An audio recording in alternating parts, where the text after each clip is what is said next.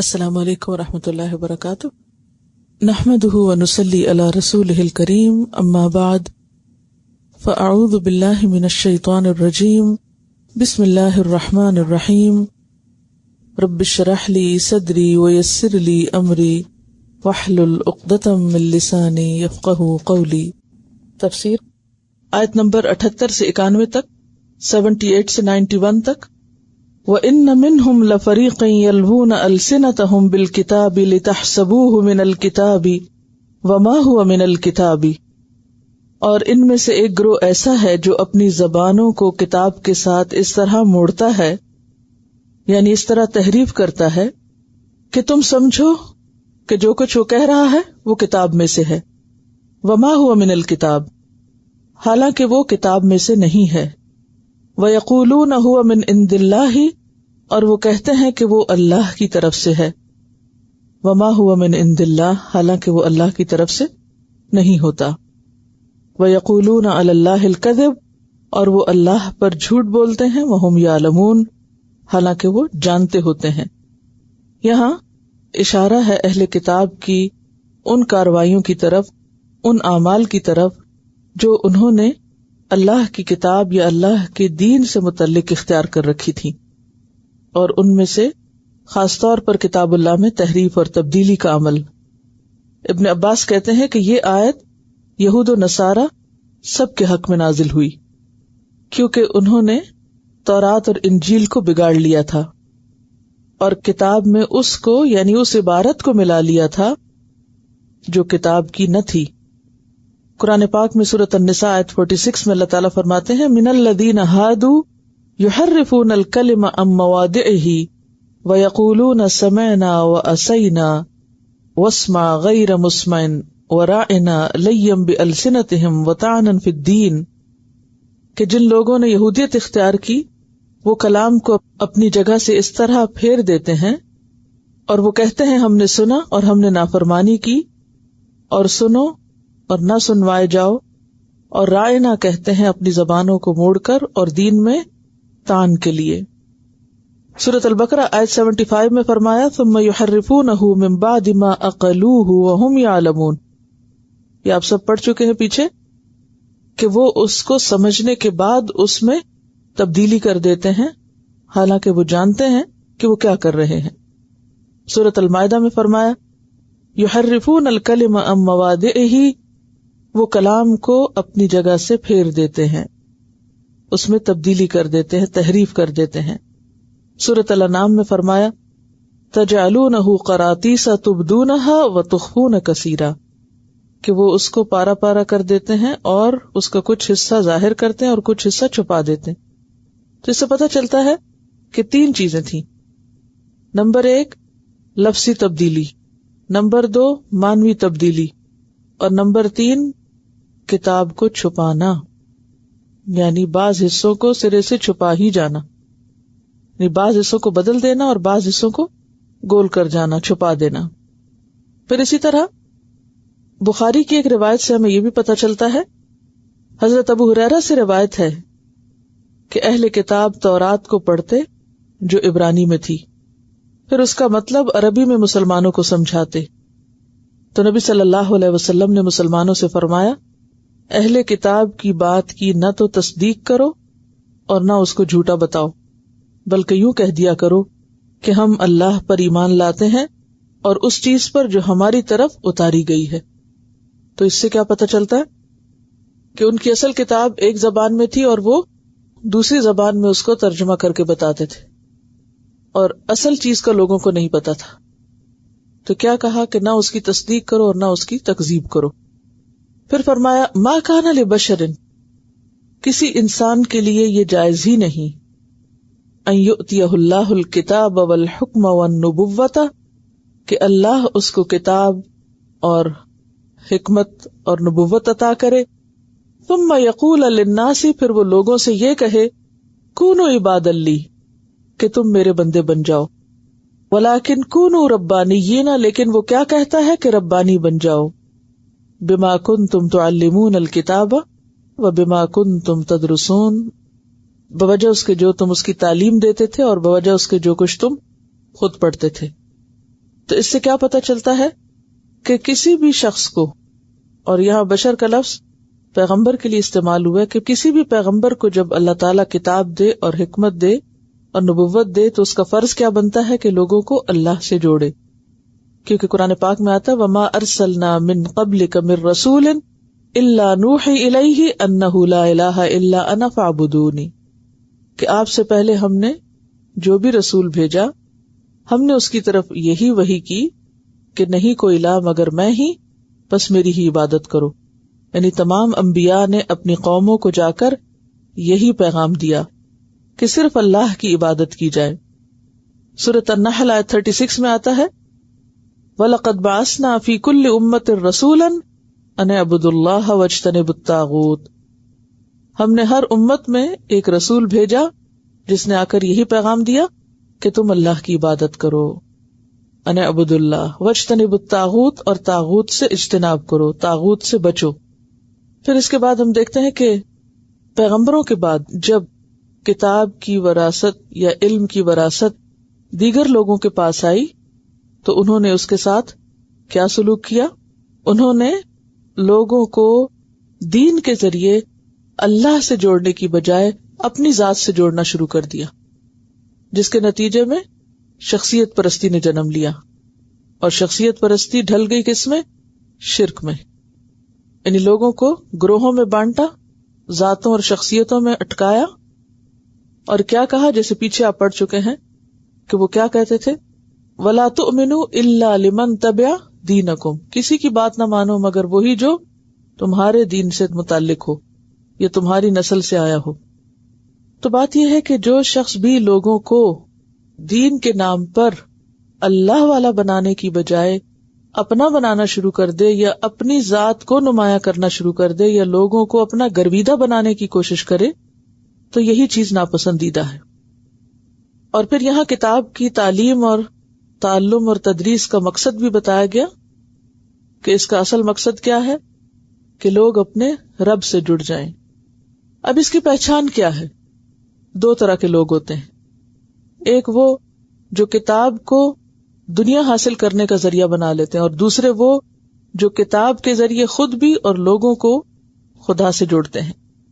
اللہ سے جڑے ہوئے شخص، ربانی شخص کی پہچان کیا ہوتی ہے؟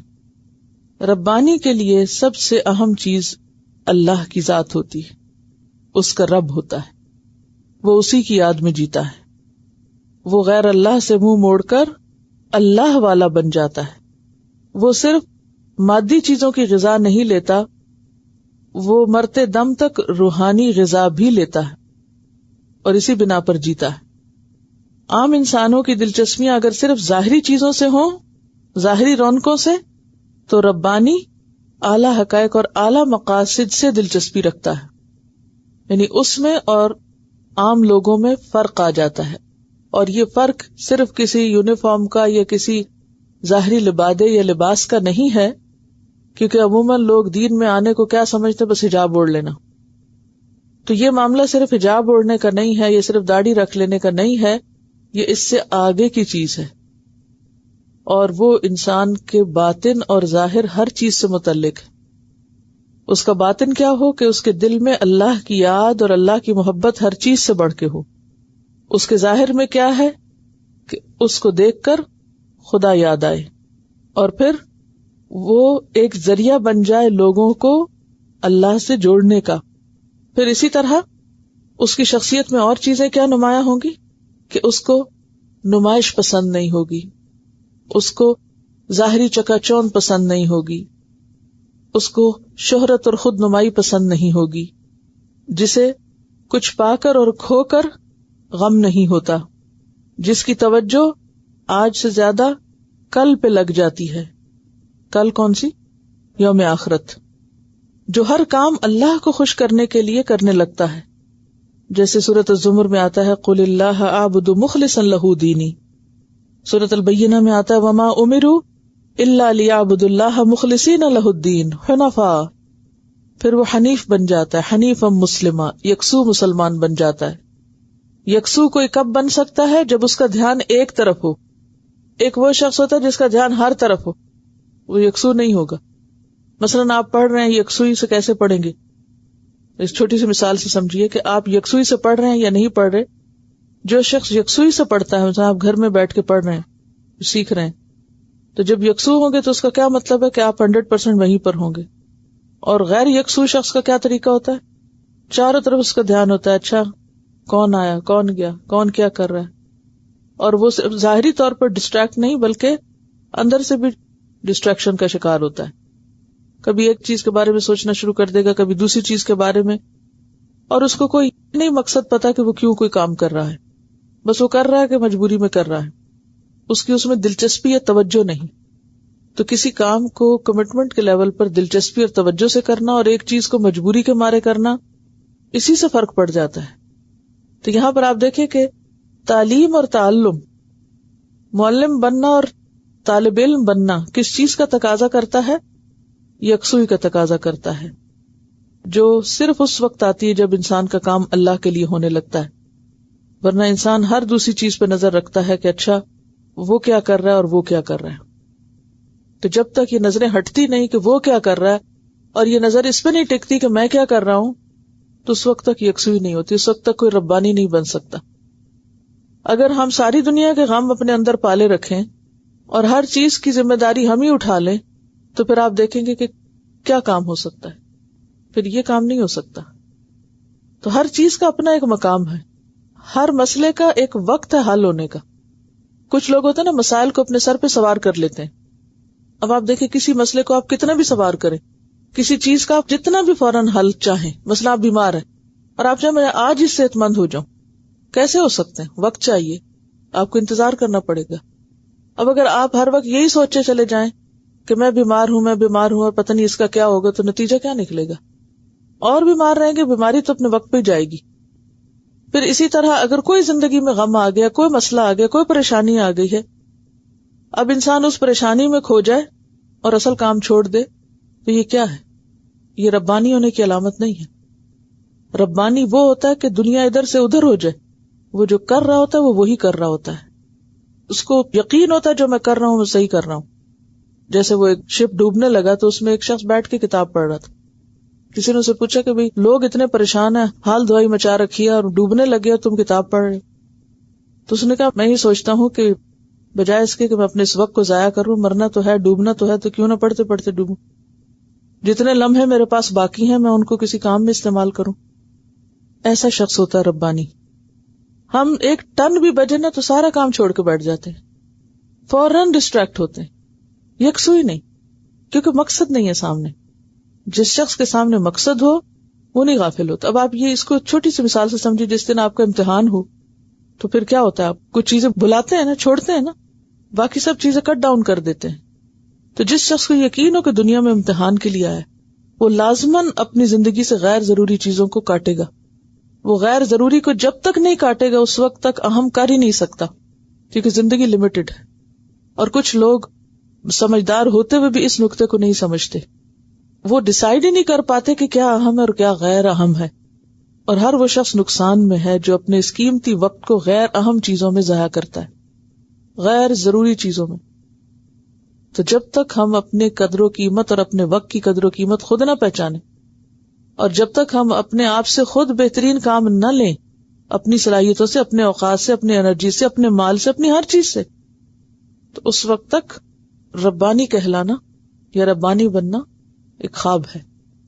اور اس آیت کے پس منظر میں ایک واقعہ بھی بتایا جاتا ہے کہ آپ صلی اللہ علیہ وسلم کی خدمت میں جب نجران کا وفد آیا تو کچھ یہود کے علماء بھی آ گئے. آپ نے سب کو اسلام کی دعوت دی جو پیچھے گزر چکی ہے، قل یا اہل الکتاب تعالوا الی کلمۃ سواء بیننا وبینکم. تو اس وقت ایک شخص جو مدینہ والوں میں سے تھا، یعنی یہود میں سے تھا، ابو رافع القرظی، شاید بنو قریظہ کا تھا اسی لیے قرظی اس کا نام تھا، کہ اے محمد کیا تم چاہتے ہو کہ ہم تمہاری ایسی پوجا کریں جیسے نصارہ عیسیٰ ابن مریم کی کرتے ہیں؟ آپ نے فرمایا اللہ کی پناہ کہ اللہ کے سوا کسی اور کو پوجنے کا میں حکم دوں. اللہ نے اس کے لیے مجھے نہیں بھیجا اور نہ اس کا مجھے حکم دیا ہے. اور اس پر یہ آیت اتری، کیا کہ کسی انسان کے لائق یہ بات نہیں کہ اللہ اس کو کتاب اور حکمت دے اور وہ لوگوں سے کہے کہ تم میرے بن جاؤ. وہ کیا کرے گا؟ جس کو واقعی کتاب اور حکمت کی سمجھ آ گئی وہ نہ خود کسی کا بنے گا اور نہ ہی لوگوں کو اپنا بنائے گا. وہ خود بھی اپنے رب کا بنے گا اور لوگوں کو بھی رب ہی سے جوڑے گا. اور یہ ہے اصل دین کی تعلیم. قرآن کا پڑھنا اور پڑھانا، اس کا مقصد کیا ہے؟ خود کو بھی اللہ سے جوڑنا اور لوگوں کو بھی. وَلَا يَأْمُرَكُمْ، اور نہ وہ تم کو حکم دیتا ہے، أَن تَتَّخِذُوا الْمَلَائِكَةَ، کہ تم بنا لو ملائکہ کو، والنبیین، اور نبیوں کو، ارباباً، رب. نہ خود کو وہ رب بنائے گا اور نہ ہی ملائکہ اور دیگر انبیاء کو. جیسے قریش کے لوگ جو تھے وہ ملائکہ کو خدا کی بیٹیاں کہتے تھے، اور یہود و نصارہ حضرت عزیر علیہ السلام کو اور عیسائی حضرت عیسیٰ علیہ السلام کو کیا کہتے؟ اللہ کے بیٹے کہتے. تو یہ کسی پیغمبر کا کام نہیں، نہ ہی کسی پیغمبر کی تعلیم ہے، یہ لوگوں کی خود ساختہ فلسفے ہیں. اَیَأْمُرُکُم بِالْکُفْرِ، کیا وہ تم کو کفر کا حکم دے سکتا ہے؟ بعد اذ انتم مسلمون، اس کے بعد کہ تم مسلمان ہو جاؤ.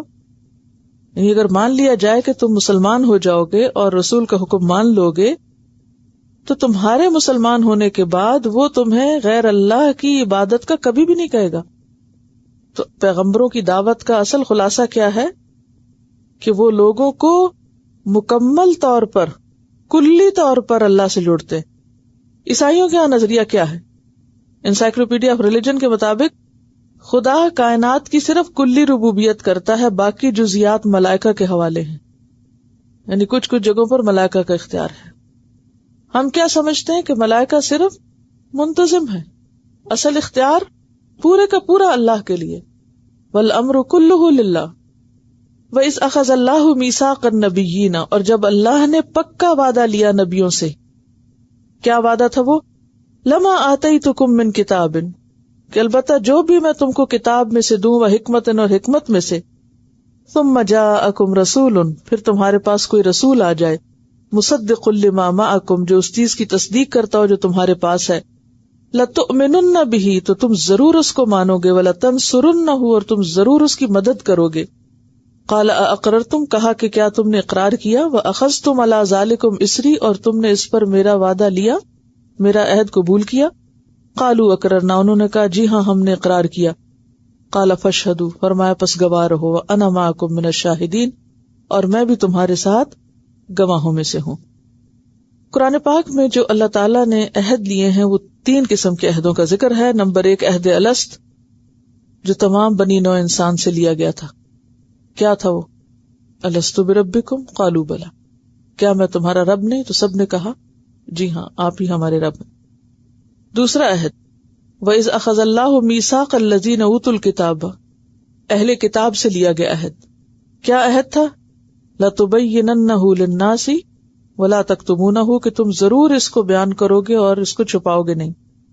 اور یہ عہد صرف اہل کتاب کے علماء سے لیا گیا. تیسرا عہد انبیاء سے لیا گیا جس کا یہاں ذکر ہے. یہ عہد کہاں لیا گیا؟ اس کے بارے میں 2 رائے پائی جاتی.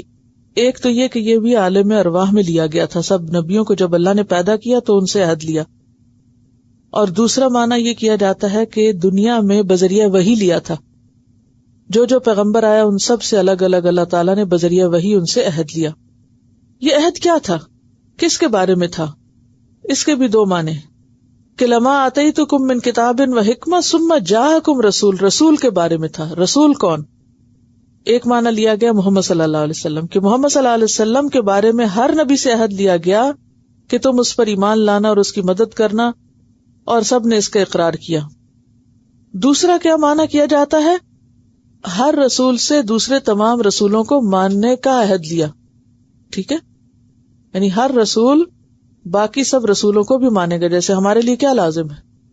کوئی مسلمان کب مسلمان ہوتا ہے؟ جب سب رسولوں کو مانے. تو اسی طرح جتنے پیغمبر آئے اور ان کی امتیں جو تھیں ان سب سے کیا عہد لیا گیا کہ وہ سارے پیغمبروں کو مانے. اب اس کی روشنی میں یہود و نصارہ کے لیے کوئی جواز باقی نہیں رہتا تھا کہ وہ حضور صلی اللہ علیہ وسلم کو نہ مانے، جبکہ آپ نبوت کا دعویٰ فرما رہے تھے ان کے سامنے. تو اس سے کیا پتہ چلا کہ یہود و نصارہ پر اپنے پیغمبروں کی اطاعت لازم ہے. ان کے پیغمبروں سے یہ عہد لیا گیا تھا کہ جب ایک رسول آئے گا تو وہ اس کی بات مانیں گے اور اس کی مدد ضرور کریں گے. اور ان سب نے اقرار کیا تھا. سورۃ الاحزاب میں آتا ہے وَإِذْ أَخَذْنَا مِنَ النَّبِيِّينَ مِيثَاقَهُمْ وَمِنْكَ وَمِن نُوحٍ وَإِبْرَاهِيمَ وَمُوسَىٰ وَعِيسَىٰ ابْنِ مَرْيَمَ وَأَخَذْنَا مِنْهُمْ مِيثَاقًا غَلِيظًا کہ جب ہم نے نبیوں سے یعنی تمام نبیوں سے ان کا پکا وعدہ لیا، اور آپ سے بھی، اور نوح علیہ السلام سے، اور ابراہیم علیہ السلام سے، اور موسیٰ علیہ السلام سے، اور عیسیٰ علیہ السلام سے، اور ان سب سے ہم نے پکا عہد لیا تھا. کس بات کا عہد لیا تھا؟ کہ یہ سب ایک دوسرے پر ایمان لائیں گے اور ہر پیغمبر کی امت آنے والے نبی کو مانے گی بھی اور اس کی مدد بھی کرے گی. جیسے موسیٰ علیہ السلام کے بعد کون آئے؟ عیسیٰ علیہ السلام. تو بنی اسرائیل کے لیے کیا لازم تھا؟ وہ کیا کرتے؟ عیسیٰ علیہ السلام پر ایمان لاتے اور ان کے مشن میں ان کے مددگار بنتے. اور نصارہ کے لیے عیسیٰ علیہ السلام نے کیا عہد لیا کہ نبی صلی اللہ علیہ وسلم کے بارے میں خوشخبری بھی سنائی. واضح طور پر انجیل کے الفاظ جو قرآن میں آتا ہے وَيَأْتِي مِن بَعْدِ اسْمُهُ احمد، کہ وہ ایک پیغمبر آئے گا جس کا یہ نام ہوگا، اور پھر تم اس کی مدد کرو گے اور تم اس کا ساتھ دو گے. تو گویا تمام پیغمبروں نے ہر دوسرے پیغمبر پر ایمان لانے اور اس کی مدد کرنے کی تعلیم دی اپنی قوم کو. اللہ نے نبیوں سے عہد لیا اور نبیوں نے پھر آگے اپنی قوموں سے لیا، اپنی امتوں سے لیا. اس عہد و پیمان کی روشنی میں بنی اسرائیل، یہود، نصارہ سب اس بات کے پابند ہیں. کس بات کے؟ کہ نبی صلی اللہ علیہ وسلم کی آمد پر ان پہ ایمان لائیں اور ان کی مدد کریں. ٹھیک ہے، یہ بات ان کی کتابوں میں موجود ہے، لیکن عملاً کیا ہوا؟ انہوں نے مان کے نہ دیا. قال اقررتم، اللہ تعالیٰ نے پیغمبروں سے پوچھا تم نے اقرار کیا؟ وَأَخَذْتُمْ عَلَىٰ ذَلِكُمْ إِصْرِي، اور اس میں تم میرے ساتھ وعدے میں بندھ گئے. قالوا اقررنا، سب پیغمبروں نے وعدہ کیا کہ ہم آخری رسول کو بھی مانتے ہیں اور سارے باقی رسولوں کو بھی مانتے ہیں. قال فاشهدوا، تو اللہ تعالیٰ نے فرمایا پھر گواہ رہو. وَأَنَا مَعَكُم مِّنَ الشَّاهِدِينَ، اور یہ بات ہے جس پر میں بھی تمہارے ساتھ گواہ ہوں. ٹھیک ہے. حضرت علی اور حضرت ابن عباس کہتے ہیں کہ اللہ تعالیٰ نے جب بھی کسی نبی کو مبعوث کیا، جب بھی کوئی پیغمبر دنیا میں بھیجا، تو اس سے یہ عہد دیا کہ اگر اللہ نے اس کی زندگی میں محمد صلی اللہ علیہ وسلم کو مبعوث کیا تو وہ ان پر ایمان لائے گا اور اس کی مدد کرے گا. اور پھر یہ ہر نبی کو حکم دیا کہ وہ اپنی امت سے بھی یہ عہد لے کہ اگر وہ اس وقت تک زندہ رہے جب نبی صلی اللہ علیہ وسلم دنیا میں تشریف لائیں گے تو وہ ان کو ضرور مانیں گے. اور سب نے عہد کیا. اس سے کیا پتہ چلتا ہے؟ کس بات کا عہد کیا ہوا سب نے؟ کہ نبی صلی اللہ علیہ وسلم کو مانیں گے. لیکن عملاً کیا ہو رہا ہے؟ پھر گئے فمن تولی بعد ذلک، جو اس کے بعد منہ موڑ جائے. کس سے؟ یعنی اس عہد کی پابندی سے منہ موڑ جائے. فاولئک ھم الفاسقون، تو یہی نافرمان ہے. اب آپ دیکھیے کہ یہ جو عہد ہے نبی صلی اللہ علیہ وسلم کو ماننے کا اور باقی تمام پیغمبروں کو ماننے کا، اور پھر خاص طور پر حضور صلی اللہ علیہ وسلم کو ماننے کا، اس میں ہم سے بھی تو ایک عہد دیا گیا نا. کیا؟ کہ ہم بھی کیا کریں گے؟ پچھلے سارے پیغمبروں کو مانیں گے. ایک اور بات یہاں یاد رکھیے جو اس بڑی کنفیوژن کا ازالہ کر دیتی، جس کا کل بھی ذکر ہوا تھا، کہ عیسیٰ علیہ السلام جب دنیا میں دوبارہ تشریف لائیں گے تو وہ نئے پیغمبر کے طور پر نہیں آئیں گے. وہ کیسے آئیں گے؟ وہ بھیجے گئے تھے بنی اسرائیل کی طرف، اب وہ آپ کے امتی کی حیثیت سے ہی آئیں گے. ایک موقع پہ حضرت عمر رضی اللہ تعالیٰ عنہ جب آپ کے سامنے تورات پڑھ رہے تھے تو آپ نے ناراضگی کا اظہار کیا تھا، اور کیا فرمایا تھا کہ خدا کی قسم اگر آج موسیٰ بھی آئیں تو وہ بھی میری پیروی کرے اور انہیں اس کے سوا کوئی چارہ نہ ہو. عیسیٰ علیہ السلام دوبارہ آئیں گے تو وہ کس شریعت، کس کتاب اور کس کے مطابق دنیا میں فیصلے کریں گے؟ قرآن و سنت کے مطابق. ٹھیک ہے، یعنی وہ کوئی الگ سے نئے نبی یا دوبارہ کوئی اور نبی نہیں بن کے آئیں گے، کیونکہ ان کو بہانہ اور جواز بنا کر لوگوں نے نئے نئے نبی گھڑ لیے، وہ جھوٹے نبی بن گئے، کیونکہ اس عہد سے نکل رہے ہیں نا. تو عہد توڑنا نافرمانی اور فسق ہے. یعنی فاسق جو ہے وہ کافر بھی ہو سکتا ہے.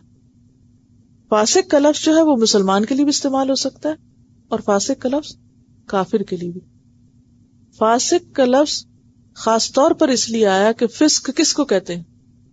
حد سے نکلنا. جیسے کلی میں سے پھول پھٹ کے نکلتا ہے نا، تو اس کو بھی فسق کہتے ہیں، فاسقہ. کھجور اپنے خوشے سے نکلتی اس کو پھاڑ کے، تو اس کے لیے بھی یہ لفظ استعمال ہوتا ہے. تو فسقہ کا مطلب ہوتا ہے حد توڑ دینا، یعنی اپنی حدوں سے باہر نکل آنا. سمجھ گئے؟ فسقہ معنی کیا؟ حدوں سے باہر نکلنا. عہد توڑنے کے لیے فسق کا لفظ آیا کیونکہ انہوں نے عہد توڑا تھا نا، پابندی سے باہر نکل آئے تھے، اسر سے باہر نکل آئے تھے. انہوں نے کہا نا اخذتم علی ذالکم اسری قالوا اقررنا، اور پھر اس کے بعد جب موقع آیا تو پھر گئے. تو ایسے لوگ کیا ہوتے ہیں؟ آپ کو پہلے سے پارے میں فاسق کی تعریف بتائی گئی تھی. کیا ہے فاسق کی تعریف؟ الذین ينقضون عہد اللہ من بعد میثاقہ ویقطعون ما امر اللہ بہ ان یوصل. وہاں بھی فاسق انہی کو کہا گیا. یہاں بھی فاسق وہی لوگ ہیں جو اللہ سے کیے ہوئے وعدے توڑتے ہیں. ٹھیک ہے. افغیر دین اللہ یبغون، یہ پیغمبر کو نہیں مانیں گے، آپ کے دین کو نہیں مانیں گے، یعنی دین اسلام کو نہیں مانیں گے. کیا اللہ کے دین کے علاوہ یہ کچھ اور چاہتے ہیں؟ وَلَهُ أَسْلَمَ مَنْ فِي السَّمَاوَاتِ وَالْأَرْضِ، حالانکہ اسی کے لیے ہر وہ چیز جو آسمانوں اور زمین میں ہے وہ تابعدار ہے، فرما بردار ہے. طوعاً وکرہاً، خوشی سے اور ناخوشی سے. وَإِلَيْهِ يُرْجَعُونَ، اور اسی کی طرف سب لوٹائے جائیں گے. گویا پوری کائنات کا دین کیا ہے؟ دین کس کو کہتے ہیں؟ طریقہ. پوری کائنات کا طریقہ کیا ہے؟ اطاعت کا طریقہ ہے. پوری کائنات کا طریقہ اطاعت کا طریقہ ہے. ہر چیز اس کائنات میں کیا کر رہی ہے؟ فرما برداری کر رہی ہے. ایک ذرے سے لے کر پہاڑ تک ہر قسم کے جانور، ہر ایک چیز اللہ کی اطاعت میں لگی ہوئی ہے. ٹھیک ہے. اور پھر آپ دیکھیے کس طرح اطاعت میں لگی ہوئی. مثلا آپ دیکھیے ایک سمندر کے اندر بے شمار جانور، اسی طرح اور بھی بہت ساری چیزیں. تو یہ سب کیا کر رہے ہیں؟ بیسیکلی ایک دوسرے سے ٹکرائے بغیر اپنا کام کر رہے ہیں. اسی طرح آسمانوں میں جتنی مخلوق ہے، بے شمار ستارے اور سیارے، کل فی فلک یسبحون، ہر ایک اپنے اپنے مدار میں گھوم رہا ہے، کوئی کسی سے ٹکرا نہیں رہا. ہر ایک اپنے ڈسپلن کی پابندی کر رہا ہے، اپنے مدار کو چھوڑ کے دوسروں کو ٹکرے نہیں مار رہا. ہر ایک اسی کام پر ہے جو اس کی ذمہ داری ہے، دوسروں کے کام میں مداخلت نہیں کر رہا. تو یہی دراصل اسلام ہے، اپنی حدود اور اپنے عہد اور پابندیوں کو نبھانا. تو یہاں پر کیا فرمایا کہ سب مان رہے ہیں. توان کہتے ہیں خوشی سے ماننے کو، اور کرہن کہتے ہیں مجبوری سے ماننے کو. باقی ساری چیزیں تو اسی طرح مان رہے، لیکن انسان کو کیا دیا گیا ہے؟ اختیار اور چوائس، چاہے تو مانے چاہے تو نہ مانے. تو اسلام پھر کیا ہے؟ دراصل اپنی مرضی کو اللہ کی مرضی سے ملا دینا. ساری کائنات اللہ کی مرضی کے مطابق، یعنی جو ان کے گھومنے کا طریقہ اللہ نے مقرر کیا، مثلا اینٹی کلاک وائز گھومنے کی چیزیں تو وہ اسی طرح گھوم رہی ہیں، وہ الٹا نہیں چلتی. لیکن انسان کو جدھر جانے کو کہا وہ ادھر سے چھوڑ کے کیا کرتا ہے؟ الٹا چلنے لگتا ہے، اپوزٹ چلنے لگتا ہے. تو یہاں پر کیا فرمایا جا رہا ہے کہ دیکھو تم اسلام کو چھوڑ کر، اللہ کے بتائے ہوئے طریقے کو چھوڑ کر، اس ڈسپلن کو چھوڑ کر کچھ اور طریقے اختیار کرو گے. اور طریقے کیا ہو سکتے ہیں؟ مثلا نفس کی پیروی، خواہشات کی پیروی، شیطان کی پیروی. بالکل اپوزٹ طریقے پہ چلاتا ہے نا وہ. اللہ کچھ چاہتا ہے، وہ کچھ اور. تو یہاں پوچھا جا رہا ہے کہ کیا اللہ کے دین کو چھوڑ کے کچھ اور کرو گے؟ آسمان و زمین کی ہر چیز اس کی فرما بردار ہے، ہر چیز اس کی اطاعت میں لگی ہوئی ہے، سب اسی کی طرف لوٹائے جائیں گے. سورۃ الرعد آیت 15 میں آتا ہے وَلِلَّهِ يَسْجُدُ مَن فِي السَّمَاوَاتِ وَالْأَرْضِ طَوْعًا وَكَرْهًا. آسمان و زمین کی ہر چیز اللہ کے آگے سجدہ کر رہی ہے، خوشی سے اور ناخوشی سے. انسان ہی ہے جو ناخوشی سے کرتے ہیں، باقی تو سب خوشی سے ہی کرتے ہیں. کیونکہ جب اللہ تعالیٰ نے آسمان و زمین سے کہا کہ آؤ خوشی سے یا ناخوشی سے، تو قالتا اتینا طائعین، انہوں نے کیا کہا؟ ہم خوشی سے آتے ہیں. پھر اسی طرح اللہ تعالیٰ فرماتے ہیں کیا انہوں نے دیکھا نہیں جو بھی اللہ نے پیدا کیا ہے، کوئی بھی چیز، کہ ہر چیز کے سائے گر پڑے ہیں، یہ گر رہے ہیں دائیں اور بائیں اللہ کے لیے سجدہ کرتے ہوئے، اور وہ عاجزی کرتے ہیں. یعنی چیزیں خود بھی جھکی ہوئی ہیں اور ان کے سائے بھی اللہ کے آگے جھکے ہوئے ہیں. وَلِلَّهِ يَسْجُدُ مَا فِي السَّمَاوَاتِ وَمَا فِي الْأَرْضِ. آسمان و زمین کی ہر چیز اللہ کے آگے سجدہ کر رہی ہے. من دابۃ، خواہ وہ کوئی جانور ہوں، والملائکہ، یا فرشتے ہوں. وَهُمْ لَا يَسْتَكْبِرُونَ، اور وہ تکبر نہیں کرتے. یخافون ربہم من فوقہم، وہ اپنے اوپر اپنے رب سے ڈرتے ہیں. اگر ایک ذرہ اپنے رب سے ڈر کے اطاعت میں لگے ہوئے تو انسان کی عقل کہاں گئی کہ جو اپنے رب سے نہیں ڈرتا. یخافون ربہم من فوقہم ویفعلون ما یؤمرون، ساری چیزیں کیا کر رہی ہیں؟ جو انہیں حکم ملا ہے، پوری اطاعت، فرما برداری. سورۃ النحل آیت 48 سے 50 تک یہ آیات ہیں. اور اس میں آپ دیکھیے کہ معمولی سے معمولی چیز بھی کس طرح اپنے کام میں لگی ہوئی ہے نا، اور کس طرح زندگی کے نظام کو قائم رکھے ہوئے. اور کوئی ایک چیز بھی اس میں سے جب ختم ہو جاتی ہے تو کس طرح لائف سائیکل ڈسٹرب ہو جاتا ہے. ایک ایک چیز جو ہے وہ اللہ کی فرما بردار ہے. اور پھر ہمیں تو یہ بھی نہیں پتا کہ اس کی زندگی کا مقصد کیا ہے. ہر ایک کو پتا ہے، کلن کا دل مسلاتہ و تسبیحہ، ہر ایک کو اپنے کام کا، اپنی عبادت کا، اپنے ذکر کا، اپنی تسبیح کا طریقہ معلوم ہے. ایک انسان ہے کہ جاہل ہے، اس کو نہیں پتا کہ اسے رب نے کس لیے پیدا کیا اور اس کی عبادت کا طریقہ کیا ہے. اگر جانوروں کو اپنی عبادت کا طریقہ پتا ہے، اگر ستاروں سیاروں کو اپنی عبادت کا طریقہ پتا ہے، تو انسان کو بھی پتا ہونا چاہیے. تو جس انسان کو نہ پتا ہو وہ پھر کیا ہے؟ جانوروں سے بھی بدتر ہے، اسفل سافلین، اسی لیے اس کو کہا گیا. میں جیلی فش کے بارے میں پڑھ رہی تھی کہ جیلی فش کا دماغ نہیں ہوتا، اس کے باوجود ہر روز ایک مخصوص وقت پر مخصوص طریقے اور راستے پہ تیرتی ہیں.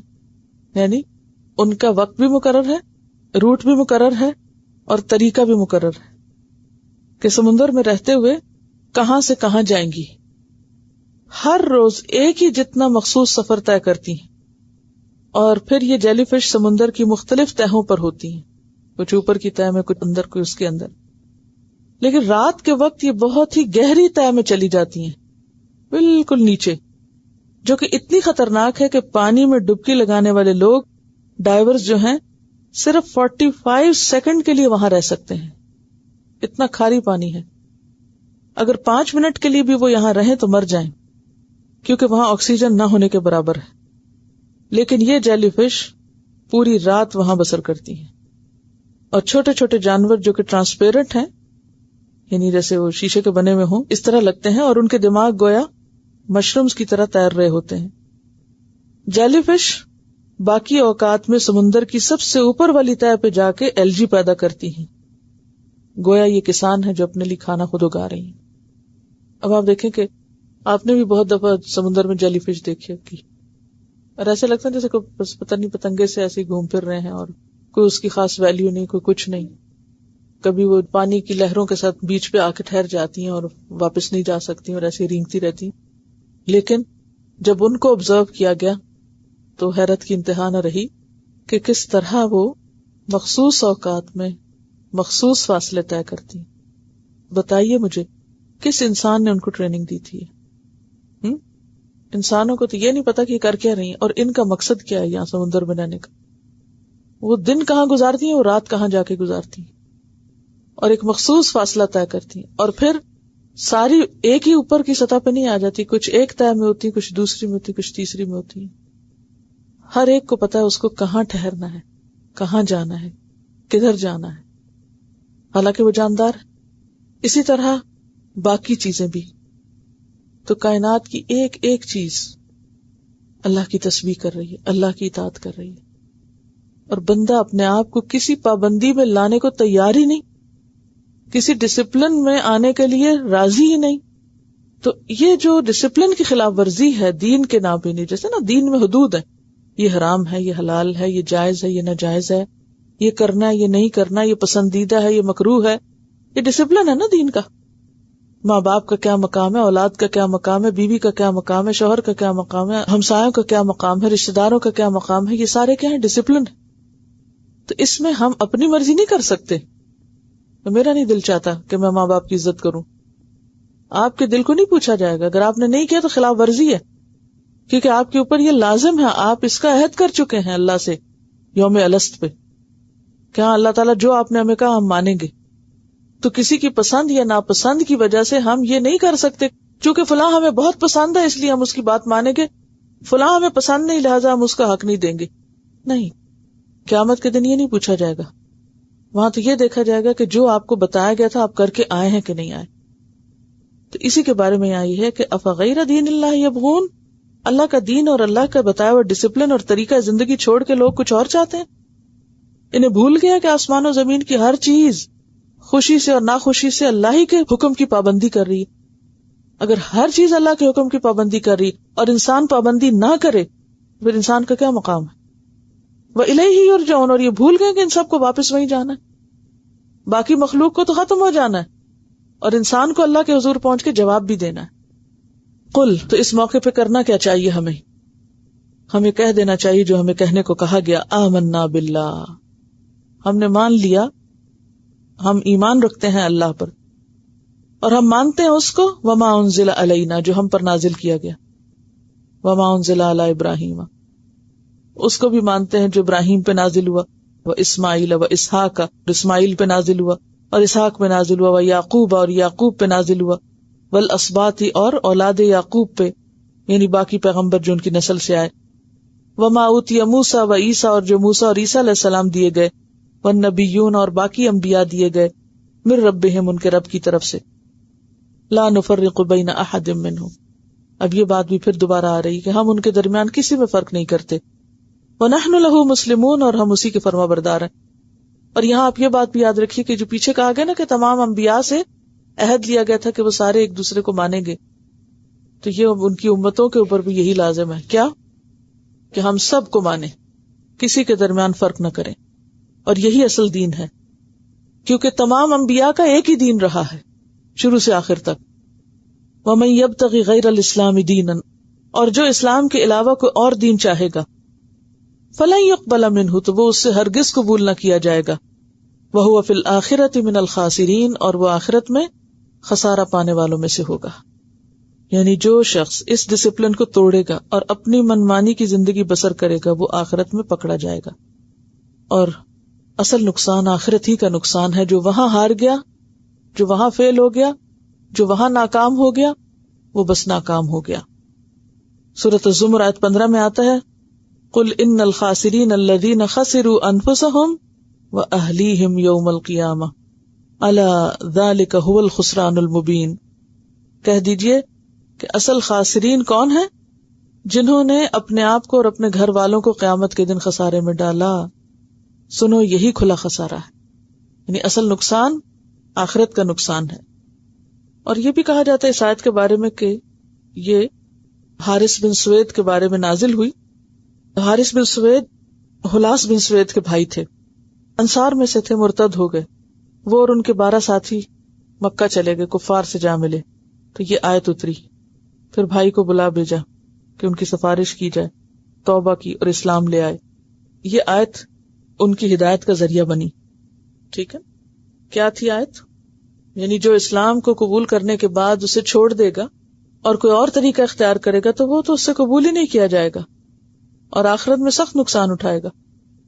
اچھا، اس میں آپ دیکھیے کہ اسلام کا طریقہ جو ہے صرف قرآن کا طریقہ نہیں، اس میں سنت بھی شامل. اسی لیے بدعات کی بہت سختی سے تردید کی گئی کہ من عمل عملا لیس علیہ امرنا فہو رد.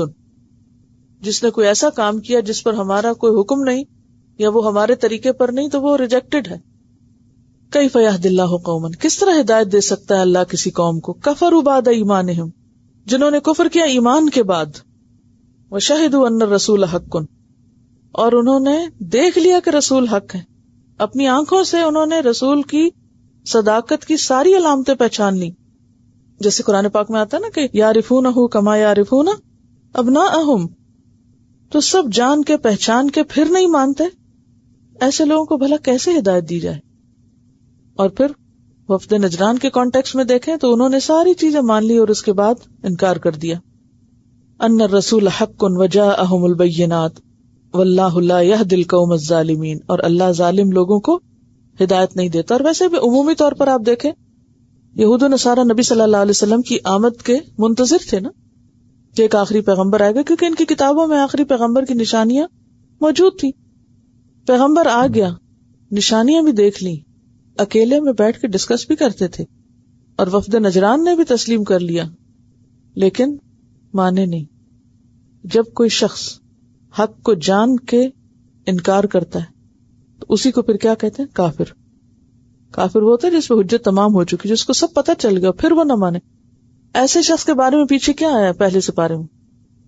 ان الذین کفروا سواء علیہم اانذرتہم ام لم تنذرہم لا یؤمنون ختم اللہ علی قلوبہم وعلی سمعہم وعلی ابصارہم غشاوۃ ولہم عذاب عظیم. کیوں یہ اتنی سخت سزا کس لیے؟ کہ اللہ اب ہدایت حاصل کرنے کی صلاحیت بھی چھین رہا ہے، کیونکہ ان کے سامنے حق آ گیا، جان لیا، پہچان لیا، اور اس کے بعد انکار کر دیا. اولئک جزاؤہم، ایسے لوگوں کی جزا، ان علیہم لعنت اللہ، ان پر اللہ کی لعنت، والملائکہ، فرشتوں کی لعنت، والناس اجمعین، سارے انسانوں کی لعنت. اب دیکھیے کہ ایسا سخت انداز جو ہے وہ عمومی طور پہ اختیار نہیں کیا جاتا، لیکن یہاں پر سب کی لعنت. اور لعنت کیا ہوتا ہے؟ اللہ کی رحمت سے دوری. ایسا شخص جو جان لے کسی بات کی حقیقت کو، پہچان لے، اور پھر منہ موڑ جائے کہ نہیں یہ بڑا مشکل ہے، بہت پابندیاں ہیں، یہ مجھ سے نہیں ہو سکے گا، میں مسلمان تو ہونا چاہتا ہوں لیکن مجھ سے حجاب نہیں ہوگا، میں مسلمان تو ہونا چاہتا ہوں لیکن ربا نہیں چھوڑ سکوں گا، اسلام میں بہت پابندیاں ہیں، یہ نہیں کر سکتے ہم، اس لیے ہم مسلمان نہیں ہو سکتے. ویسے ہماری خواہش بہت ہے، ہم اس کو حق سمجھتے ہیں، سچ ہے، یہ بالکل ٹھیک ہے، یہ الہامی مذہب ہے. تو بات یہ ہے کہ عمومی طور پر انسانوں کی یہ ویکنس رہی ہے کہ وہ پابندیوں سے بھاگتے ہیں. پابندیوں سے بھاگنا ہی فسق ہے، پابندیوں سے بھاگنا ہی عہد توڑنا ہے. آج کے سبق کے شروع میں جس کا ذکر کیا گیا اور جس کا پیچھے ذکر کیا گیا تھا، بلا من اوفا بعہدہ واتقی. ٹھیک ہے، سزا دیکھیں کتنی سخت ہے نا. دیکھیے ہم سب مسلمان بھی کہلانا چاہتے ہیں اور اپنی مرضی کی زندگی بھی چاہتے ہیں، یا نہیں؟ اسی کا نام تو فسق ہے. اطاعت کہتے ہیں سر جھکا دینے کو، سمعنا اطعنا. آسان ہے یا مشکل؟ کرنا ہی کرنا ہے، اس لیے کہ دوسرا رستہ تو آگ کا رستہ ہے. مثلاً اگر آپ کہیں جا رہے ہیں، ہائیکنگ کر رہے ہیں، اور آگے بہت اونچی سٹیپ کوئی آ جاتی، اب آپ کہتے ہیں وہ بہت مشکل ہے، مجھ سے نہیں چڑھا جاتا. پیچھے پلٹ کے دیکھتے ہیں تو وہاں کوئی شیر کھڑا نظر آتا ہے آپ کو، کیا کریں گے؟ چڑھیں گے کہ نہیں چڑھیں گے؟ نہیں، کیا ضرورت ہے چڑھنے کی، وہ بہت مشکل ہے چڑھنا، اس لیے کہ پیچھے شیر ہے. ہمیں یہ آخرت میں سزا کا خوف نہیں ہے. یہود کا بھی یہی مسئلہ تھا، ان کے اندر آخرت کا خوف ہی نہیں رہا تھا کہ پکڑ ہوگی، پوچھ ہوگی. اتنے بے حس ہو چکے ہیں نا ہم لوگ کہ کچھ بھی کر لیں تو ہم کہتے ہیں اللہ غفور رحیم میں کچھ نہیں ہوتا، بس ٹھیک ہے، اتنے ایکسٹریم پہ جانے کی ضرورت نہیں. کل ہم نے کیا پڑھا تھا، نبی صلی اللہ علیہ وسلم کیا فرمایا؟ جو شخص بات کرے تو جھوٹ بولے، وعدے کی خلاف ورزی کرے، پہلے ایک کام ذمہ لے لے پھر کر کے نہ دے. پھر اسی طرح امانت، ذمہ داریاں بھی تو امانت ہوتی ہے نا، یا کوئی کسی کی چیز ہو، روپیہ پیسہ ہو، وٹ ایور، اس کے پاس رکھی جائے تو اس میں سے خیانت کرے، اپنی منمانی شروع کر دے، اس کو اس کے حق کے ساتھ استعمال نہ کرے. فرمایا خواہ وہ نماز پڑھے اور روزہ رکھے پھر بھی وہ پکا منافق ہے. یعنی کچھ قباحتیں ایسی ہیں کہ جو حقیقی معنوں میں قباحتیں ہیں، جو دوسروں کی زندگی حرام کر دیتی ہیں. اسی طرح پیغمبر کو پہچان کے، ساری کھلی کھلی نشانیاں دیکھ کے پھر کہنا کہ نہیں ہم جس طریقے پہ ہیں ہم اپنا لائف سٹائل نہیں چینج کر سکتے. آج یہ مسئلہ نہیں، ہم اپنا لائف سٹائل نہیں چینج کر سکتے. یہ ایک حقیقت ہے کہ دین کا رستہ مشکل ہے،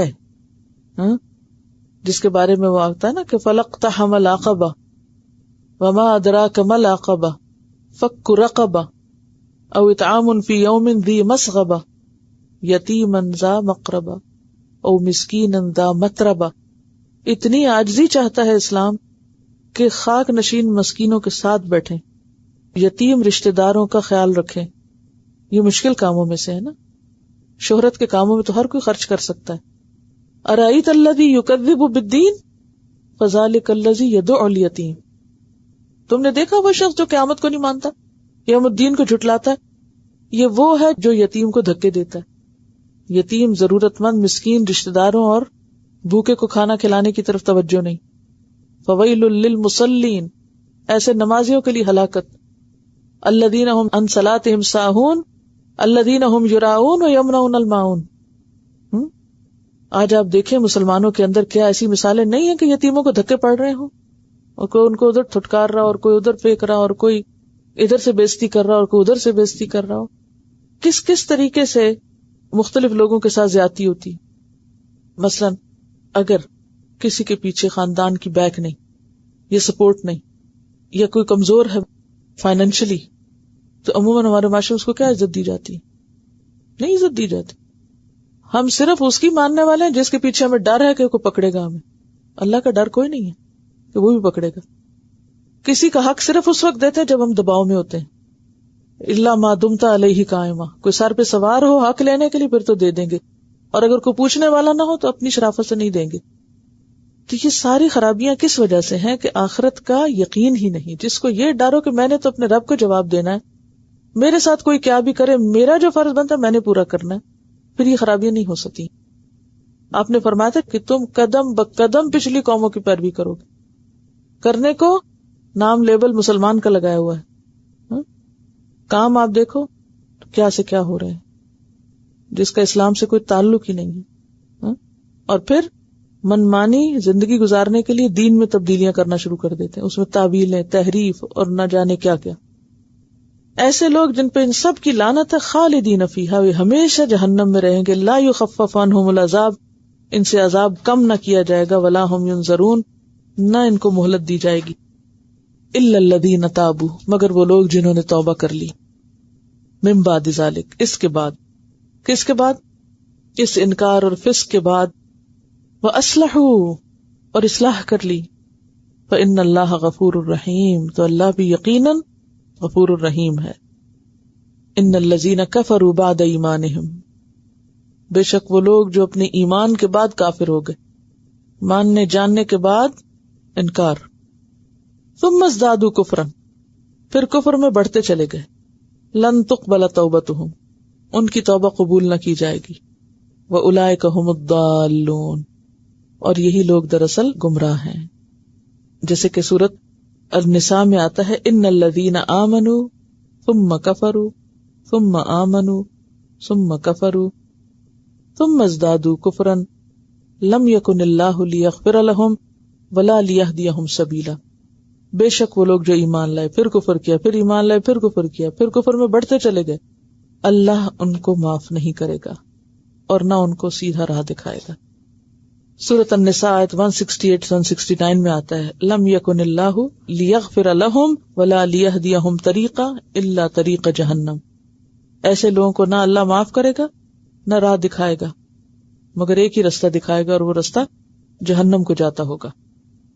ان الذین کفروا وماتوا، بے شک وہ لوگ جنہوں نے کفر کیا اور وہ مر گئے، یعنی اسی حال میں مر گئے. وہم کفار، حالانکہ وہ سخت کفر کرنے والے تھے. فلن يقبل من احدهم ملء الارض ذهبا، ان میں سے کسی ایک سے بھی زمین بھر سونا نہ لیا جائے گا، یعنی ان سے سونا نہ وصول کیا جائے گا، خواہ وہ زمین بھر کے ہی فدیے میں دینا چاہیں. ولو افتدی به، اگرچہ وہ اس کو فدیے میں دینا چاہیں. اولئک لهم عذاب علیم، ایسے لوگوں کے لیے کیا ہے؟ دردناک عذاب ہے. وما لهم من ناصرین، اور ان کے لیے مددگاروں میں سے کوئی مددگار نہ ہوگا. تو اس سے کیا پتہ چلتا ہے کہ توبہ قبول نہیں ہوتی جب کسی کی موت کا وقت آ جاتا ہے یا کوئی مر جاتا ہے اس پر. مثلا ایک شخص توبہ کیے بغیر کفر پہ مر گیا تو کوئی اور اس کے لیے دعا بھی نہیں اب کر سکتا. یہ تو بات سب کو معلوم ہے کہ اگر کوئی حالت کفر میں مرے تو اس کے لیے دعا بھی نہیں کی جا سکتی، کیونکہ اب اس کی توبہ قبول ہی نہیں ہو سکتی. یہاں کیا کہا جا رہا ہے؟ بے شک وہ لوگ جنہوں نے کفر کیا اور وہ مر گئے اس حال میں کہ وہ کافر تھے، حالت کفر میں مرے، تو ان کی توبہ نہیں قبول کی جائے گی. خواہ اس توبہ کے لیے وہ اتنا سونا صدقے میں دیں، فدیے میں دیں، حالانکہ دنیا میں کیا تھوڑا سا بھی صدقہ کرے انسان تو اس کے گناہ معاف ہو جاتے ہیں، لیکن وہاں زمین بھر سونا بھی کوئی دے گا مرنے کے بعد، جب انجام سامنے آ جائے گا تو کسی کی توبہ قبول نہیں ہوگی. کیونکہ قرآن پاک میں واضح طور پر آتا ہے، انما التوبۃ علی اللہ للذین یعملون السوء بجہالۃ، اللہ کے ذمہ توبہ انہی لوگوں کے لیے جو جہالت میں کوئی غلط کام کر لیتے ہیں، ثم یتوبون من قریب، پھر فوراً توبہ کرتے ہیں، قریب سے ہی توبہ کر لیتے ہیں. فاولئک یتوب اللہ علیہم، ایسے لوگوں پر اللہ مہربان ہوگا. وکان اللہ علیما حکیما، اور ہے اللہ علم والا، حکمت والا۔ پھر آپ دیکھیں کہ ایک اور آیت میں آتا ہے ان الذین کفروا لو ان لهم ما فی الارض جميعا ومثلہ معہ، جن لوگوں نے کفر کیا اگر ان کے لیے وہ سب کچھ ہو جو زمین میں ہے۔ کیا کچھ زمین میں؟ سوچتے جائیے، جہاں جہاں تک ذہن جاتا ہے، جو فیکٹریاں، کارخانے، مال، متاع، ہر چیز۔ کسی ایک مال میں چلے جائیں، وہ سارا مال ذہن میں لے آئیں، ہاں؟ اور پھر ایسے سارے مالز، ایک ایک مال کی چین، اور پھر ساری جیولری شاپس، جتنا دنیا میں سونا ہے، جو کچھ بھی ہے، سب کچھ اکٹھا کر لیں، جو کہ کسی کے بس کی بات بھی نہیں، لیکن وفر سے محال اکٹھا کر لے۔ اور کس لیے؟ تاکہ قیامت کے دن عذاب سے بچنے کے لیے وہ پیش کر سکے کہ یہ لے لیں اور مجھے چھوڑ دیں۔ ما تقبل منہم، کچھ ان سے قبول نہ کیا جائے گا، وہ ریجیکٹ کر دیا جائے گا۔ وَلَهُمْ عَذَابٌ أَلِيمٌ، اور ان کے لیے دردناک عذاب۔ اس کے بارے میں حدیث میں آتا ہے، بخاری کی حدیث ہے کہ قیامت کے دن کافر کو لایا جائے گا تو اس سے کہا جائے گا کہ یہ دیکھو زمین بھر سونا رکھا ہوا ہے، اگر تمہیں دیا جائے تو کیا تم فدیے میں دو گے؟ اپنی جان بچانا چاہو گے یہ دے کے؟ وہ کہے کہ فیقول نعم، بالکل میں سب دے دوں گا، بس میری جان چھوٹ جائے کسی طرح۔ کوئی اس دن سونے کو نہیں پوچھے گا۔ وہ کہتے ہیں نا کہ زمین اپنے سارے خزانے اگال کے باہر نکال دے گی، لیکن کسی انسان کی نظر بھی ان خزانوں پہ نہ جائے گی، کوئی دیکھنا بھی نہ چاہے گا، کیونکہ آج یہ کسی کام کا ہی نہیں ہے۔ فَيُقَالُ لَهُ قَدْ كُنْتَ سُئِلْتَ مَا هُوَ أَيْسَرُ مِنْ ذَلِكَ، اچھا اب دیتے ہو، تم سے تو اس سے بہت تھوڑی چیز مانگی گئی تھی، بہت کم مانگا گیا تھا، بہت آسان چیز کا مطالبہ کیا گیا تھا۔ کیا مطلب اس کا؟ ساری زندگی بھی انسان اگر مال خرچ کرتا رہے تو ہارڈلی کتنا ہوگا؟ اچھا چلیے سوچئے، آپ بچپن سے لے کے اب تک کیا کیا اللہ کے رستے میں دے چکے ہیں؟ گن سکتے ہیں آپ؟